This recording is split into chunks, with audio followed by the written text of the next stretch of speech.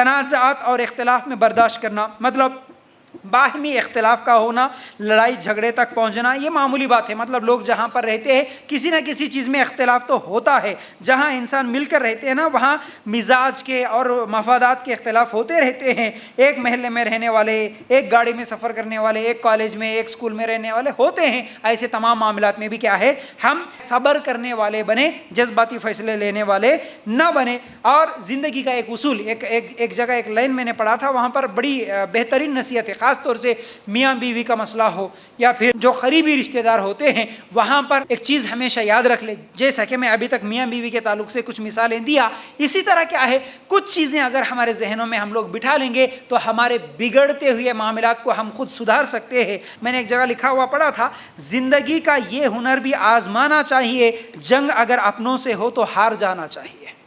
اپنوں سے ہی جنگ ہو رہی ہے، آپ کے شوہر سے جنگ ہو رہی ہے، آپ کا اپنا ہے، وہ ہار جاؤ، وہاں پر کوئی مسئلہ نہیں۔ انا کا مسئلہ مت لاؤ، میں کیوں ہاروں، میں کیوں جھکوں، میں کیوں برداشت کروں، وہاں پر جھگڑا بڑھتا ہے، سمجھ رہے نا۔ تو بہرحال اسی طرح کیا ہے، پانچویں چیز، نوکر اور ماتحت ملازمین، ان لوگوں کے ساتھ بھی صبر اور برداشت کا معاملہ رکھے۔ کیسے؟ جیسا کہ آپ کے گھر میں کام کرنے والے، خادم، ڈرائیور، باورچی، دکان میں، آفس میں کام کرنے والے، کاروبار میں آپ کے جو بھی کام کرنے والے ہیں نا، ان کے ساتھ بھی برداشت کا معاملہ رکھے، ورنہ آج جھڑکیاں دینا، مارنا، ماں باپ کی گالیاں دینا، جو دکان میں کام کرنے والے ہوتا نا وہ کتنی بری طریقے سے ان کو جھڑکتے ہیں، یہ بد اخلاقی ہے، ایسا نہیں کر سکتے۔ کیوں؟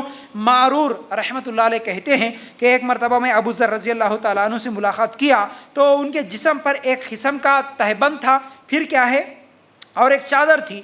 ان کے جو غلام کو میں نے دیکھا، اسی قسم کا چادر اور ویسا ہی تہبند ان کے غلام کے پاس بھی میں نے دیکھا، اور میں پوچھا کہ آپ کے غلام کے کپڑے اور آپ کے کپڑے ایک جیسے ہیں، ایسے کیوں؟ میں نے پوچھا اس صحابی سے، کون؟ ابو ذر رضی اللہ تعالیٰ عنہ سے۔ تو ابو ذر رضی اللہ تعالیٰ عنہ کہا، ایک مرتبہ میں میرے ایک غلام کو گالی دیا تھا۔ غلام، نوکر نہیں، نوکر سے بھی زیادہ نچلا درجہ غلام کا ہوتا۔ تو اس زمانے میں جو غلام تھے، یہ صحابی ان کو گالی دیے، اللہ کے رسول صلی اللہ علیہ وسلم سنے، اور وہ صحابی ماں کا طعنہ دیے، ماں کی گالی دیے۔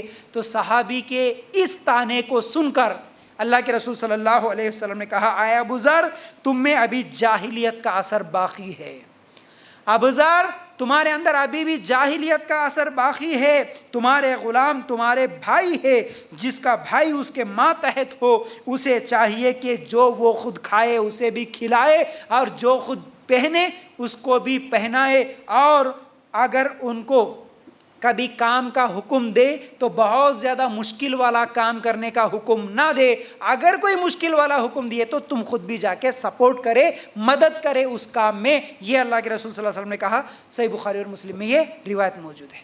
غلام کو تو ابو ذر رضی اللہ تعالیٰ عنہ جب سے یہ حدیث سنے، کیا کرے، غلام کو جیسے کپڑے پہناتے وہ کپڑے خود پہنتے، جو خود کھاتے وہ اپنے غلام کو کھلاتے تھے ابو ذر رضی اللہ تعالیٰ۔